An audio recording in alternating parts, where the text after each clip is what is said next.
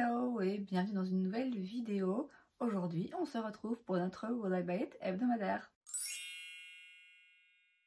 Chaque semaine, je me rends donc sur différents comptes Instagram pour aller checker un petit peu les dernières nouveautés, annonces, sorties en termes de make-up, skincare, beauté de manière générale et je vous donne mon avis. On commence avec la page Insta de Trendmood et la première chose que je vois c'est un nouveau produit chez Stila, c'est le Suede Shade Liquid Eyeshadow. C'est donc un fard à paupières liquide, enfin crémeux, mat si je vois bien. Donc contrairement à ce que Stila a fait jusqu'à présent, en tout cas ce pourquoi la marque était connue, c'était les ombres à paupières liquides, pailletée, brillante, absolument splendide. Il m'en reste une là qui survit mais elle commence à sécher un petit peu.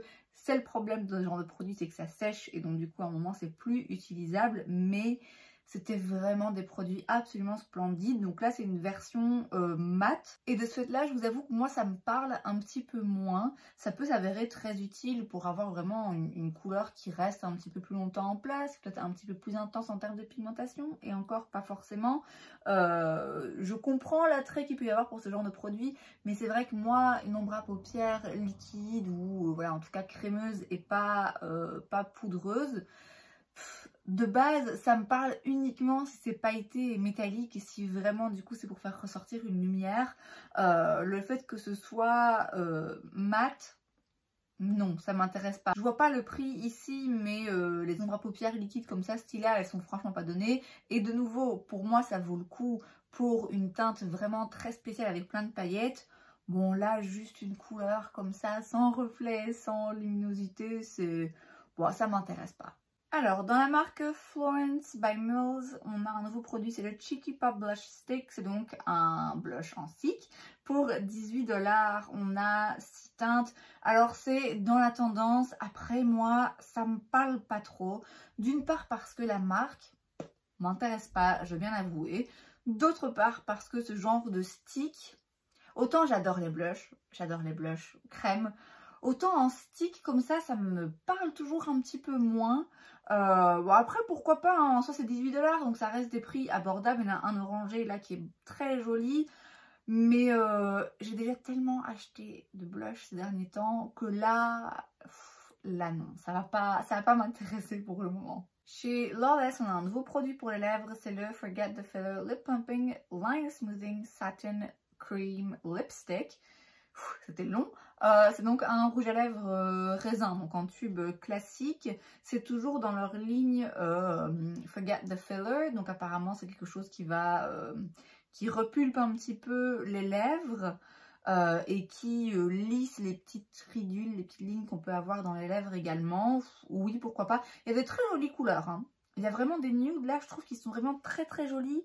Ça coûte 28 $, donc c'est pas donné. Lawless, c'est pas une marque à laquelle j'ai accès facilement. Bon, de toute façon, voilà, j'ai pas mal de produits lèvres, pareil, hein, que je dois tester là. Donc, j'ai pas forcément envie d'en acheter d'autres, même si j'avais facilement accès à la marque. Bon, voilà, c'est un rouge à lèvres fini satin, avec des belles teintes.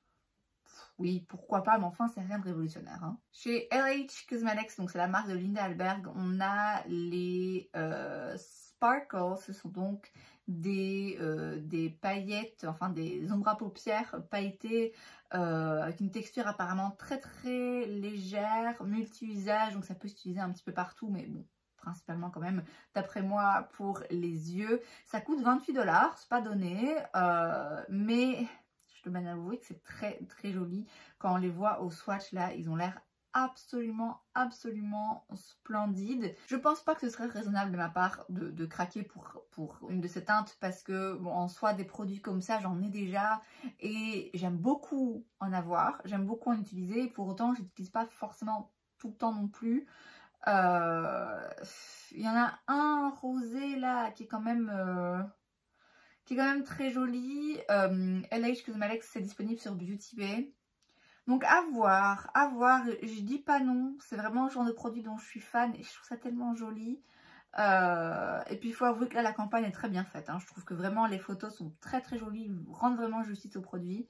Mais ouais, c'est intéressant, mais il faut pas que je craque pour ce genre de produit pour le moment. Chez Juvia's Place, on a un nouveau produit, c'est la Magic Lip Oil, c'est donc une huile à lèvres. Il y a 5 teinte. Bon, vous savez, c'est le genre de produit, c'est pas forcément pigmenté, hein, c'est juste légèrement teinté, mais ça ne change pas grand chose finalement. Ça a 5 goûts aussi différents. Ou la pastèque, ça doit me plaire.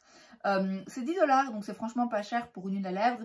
De nouveau, j'ai pas forcément facilement accès à la marque, donc je vais pas essayer de trouver une façon absolument d'avoir ce produit. D'autant plus que j'ai acheté récemment 3 huiles à lèvres. Donc je pense que là ça va aller pour le moment. Mais c'est dans la tendance, c'est un prix abordable, c'est mignon, même dans le packaging. Donc oui, ma foi, c'est intéressant. Natasha de Nona nous sort une nouvelle mini palette, c'est la mini Starlet Palette. Il y a donc 5 teintes, hein, comme à chaque fois. Il n'y a pas le prix, mais je pense qu'elle tourne autour de 25, peut-être 27 € maintenant. Très jolie harmonie de couleurs, très jolie teinte. J'ai déjà quelques mini de Natasha de Nona. Je les aime bien et je m'en sers, elles sont pratiques à emporter surtout. Est-ce que j'ai forcément besoin de celle-là? Non, mais bon, en soi, j'ai besoin de rien, vous voyez. Elle me parle, hein. Franchement, je dois avouer qu'elle me donne vraiment beaucoup envie. Mais je vous ai dit, là, j'essaye de me retenir. J'essaye d'éviter de craquer pour tout ce que je trouve joli, en fait. Parce que c'est une chose de dire que ce soit pour cette petite palette ou pour l'ombre à paupières liquide de chez Linda Alberg, c'est une chose de dire, ouais, c'est vraiment très joli. C'est pas parce que c'est très joli que j'ai besoin forcément de l'avoir, vous voyez. En tout cas, pas là maintenant tout de suite. Mais c'est très joli. Chez Hourglass, on a un nouveau produit, c'est le Veil Hydrating Skin Tint Foundation.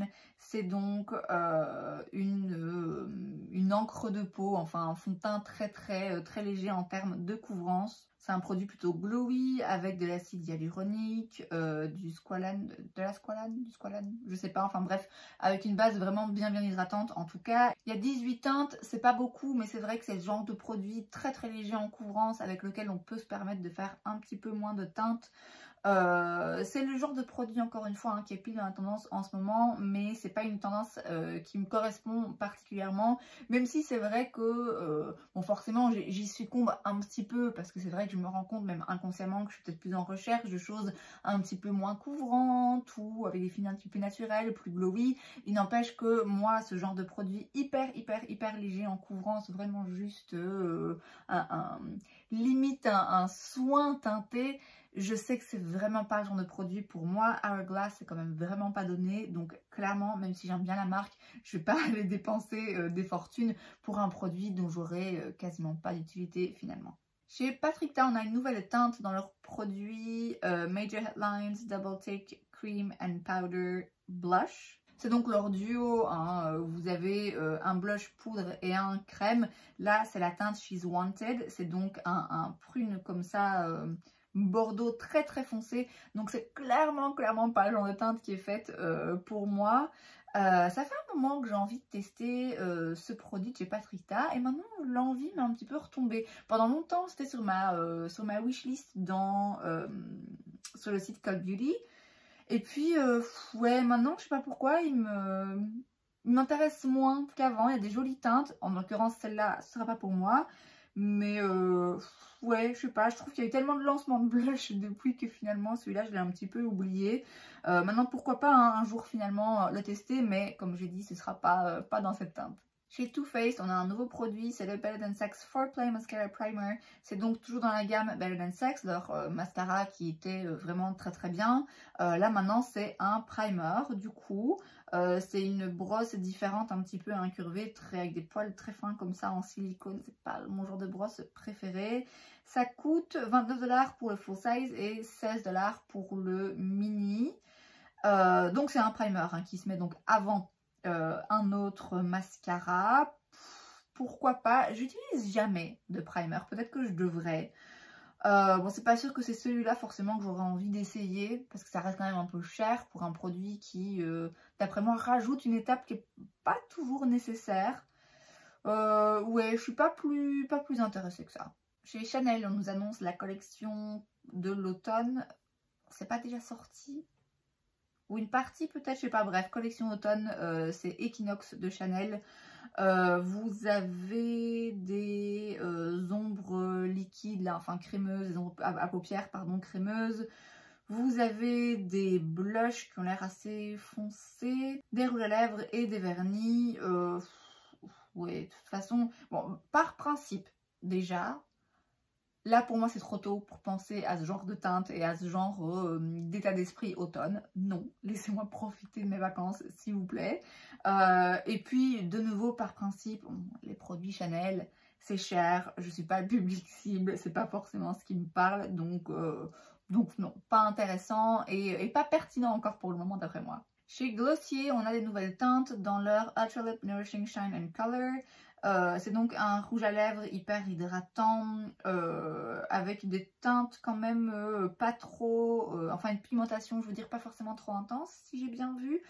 Ça coûte 18 $, donc là on a deux nouvelles teintes. La marque Glossier m'a jamais particulièrement intéressée, on est de nouveau dans du make-up hyper naturel, no make-up, c'est pas vraiment ce que je recherche et même quand je recherche plutôt ce genre de fini naturel, c'est pas une marque qui me parle, franchement. Donc là, il n'y a pas exception à la règle. Moi, ça m'intéresse pas. Glamlight sort une collaboration avec Hershey's, une marque de chocolat. Vite dit, hein, chocolat, excusez-moi, je suis belge, donc ça pour moi, c'est pas du chocolat, c'est du sucre. Mais enfin, passons. Il me semble qu'ils avaient déjà fait une collaboration Glamlight avec soit cette marque-là, soit une autre, peut-être une autre marque. Non, avec, je sais plus, enfin bref, ils font très souvent des collaborations. Il me semble qu'ils ont déjà fait une collaboration avec un produit comme ça, chocolaté. Bon voilà, c'est mignon dans les packaging et tout, ça donne faim. Même si je sais que c'est pas du vrai chocolat et que c'est dégueulasse, je dois avouer que ça donne faim quand même. Après, ouais, il n'y a pas un truc en particulier qui me parle.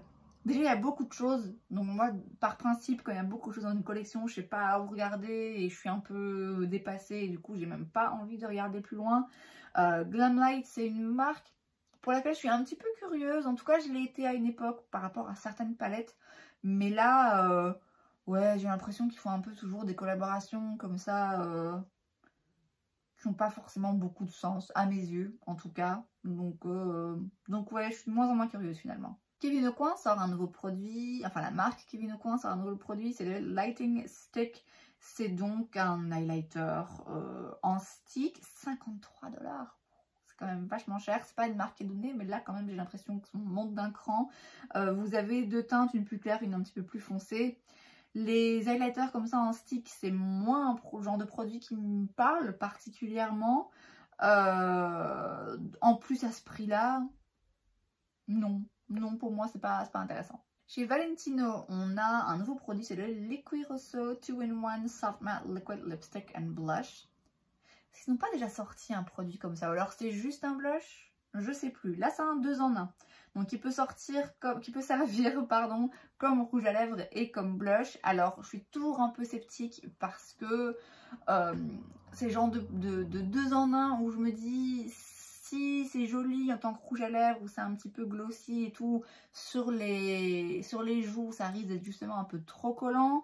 Et inversement, si c'est bien une bonne formulation pour les joues, sur les lèvres, ça peut être un petit peu trop sec et pas forcément joli. Enfin voilà, je suis toujours un petit peu sceptique dans ces 2 en 1. Comme ça, je trouve que l'idée est bonne. Concrètement, c'est rarement hyper bien réalisé. Mais bon, en soi, si ça marche bien au moins pour un des deux, c'est déjà ça. Hein. Il y a des teintes qui sont très jolies. Le packaging est très joli également. C'est 40 $.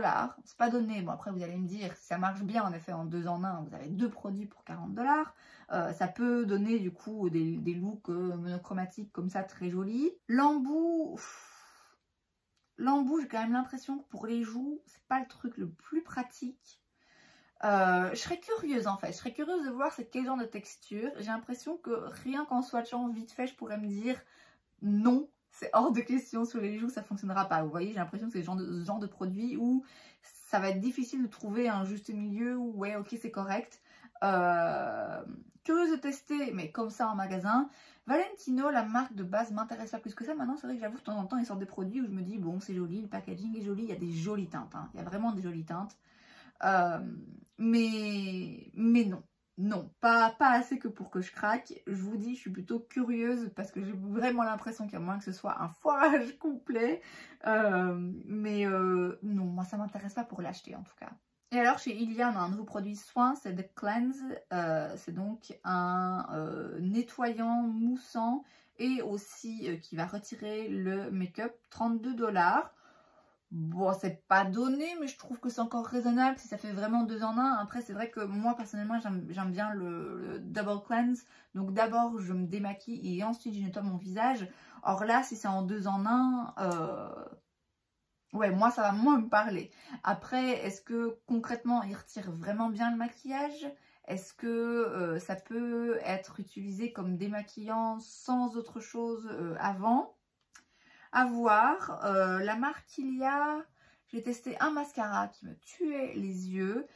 Pareil, ils sortent de temps en temps des produits qui me rendent curieuse, mais c'est tellement genre de make-up un peu plus naturel et tout, qui me correspond moins que je saute jamais le pas non plus. Pareil, c'est pas forcément donné, donc ouais, de nouveau, je suis pas particulièrement intéressée.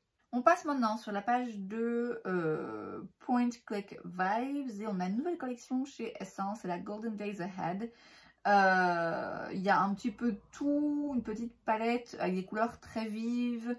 C'est quoi, c'est un blush? Ah non, c'est un highlighter pour le visage et le corps. Il a l'air un peu rosé quand même. Des produits pour les lèvres, des petits brillants, des petits strass, des faux cils. Bon, rien là-dedans qui m'intéresse particulièrement, même si c'est pas cher. Non, c'est pas pour moi. Alors, chez Huda Beauty, on a un nouveau produit, c'est le One Coat Wow. C'est donc un mascara pour 23 $, qui apporte du volume et qui lift aussi. Il y a un double côté en fait à la brosse. Donc, il y a un côté un petit peu hourglass et un autre plus en forme de sapin, comme ça. Alors, vous avez des photos avant, après de Huda qui porte ce mascara. Et alors, en effet, c'est assez impressionnant parce que ça les allonge bien. Mais ça fait un peu pâte d'araignée, vous voyez. Je peux pas dire que je sois hyper fan de l'effet que ça a l'air de donner. Non, pas plus curieuse que ça, encore une fois. Chez Tatcha, on a un nouveau produit, c'est le Indigo Cleansing Balm. Ça coûte 38 $. C'est donc un baume démaquillant. Tatcha, c'est une marque qui fait des produits absolument splendides. Vraiment des formulations très jolies, qui sont bien réputées. J'ai déjà essayé l'un de l'autre produit. C'est vrai que c'est à chaque fois une expérience intéressante. Maintenant, c'est quand même très cher. Là, on en est quand même à presque 40 balles pour un démaquillant. Moi, personnellement, j'utilise un baume démaquillant de chez Beauty Bay. Il est très bien. Il coûte 10 € et il n'y a pas besoin de plus, hein, très franchement. Donc ouais, Tatcha, il y a quelques produits que je voudrais bien pouvoir essayer, mais j'ai pas accès à la marque.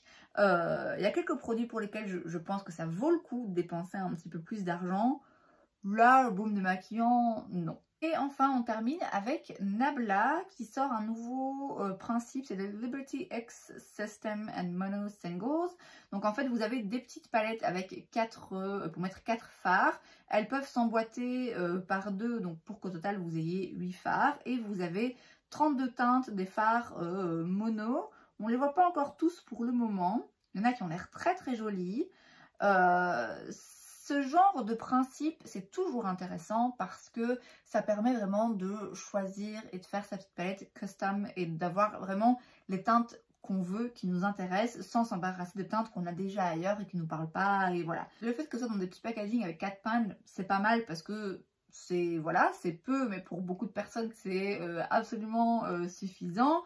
Le fait qu'on puisse les emboîter pour en avoir 8 et avoir du coup un petit peu plus de choix, c'est très malin aussi. Il y a des teintes, j'ai dit, qui ont l'air vraiment très jolies. Il n'y a pas les prix là, donc sans les prix, c'est compliqué de donner une opinion. Je vous le dis, je trouve que c'est le genre de système qui est bien pratique. Maintenant, c'est pas le genre de système qui, moi, m'intéresse particulièrement, de nouveau. Ouais, il y a quelques teintes là qui me disent bien, mais de là à moi-même aller acheter des teintes différentes, ça revient quand même toujours plus cher finalement que d'acheter une palette toute faite, vous voyez. Ouais, là je pense que c'est pas le genre de produit globalement qui va me parler, quoi. Et c'est donc tout pour cette vidéo, j'espère que ça vous a plu. Si c'est le cas, n'hésitez pas à laisser un like. Vous pouvez aussi vous abonner à ma chaîne parce que c'est gratuit, donc pourquoi pas. Et moi je vous vois la prochaine fois. Bye.